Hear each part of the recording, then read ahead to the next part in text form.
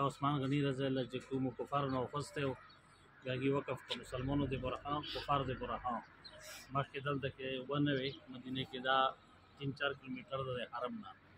تصویر پکې راوړل لاندې نو دا بیر عثمان دی ته وایي دا مزرعه دو بیر عثمان ولا غاز پکړو صحابیونو ولا دا دغه په دا یو او خو یې چرته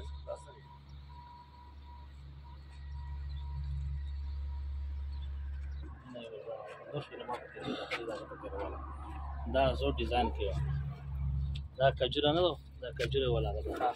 دا غدا کوته درګه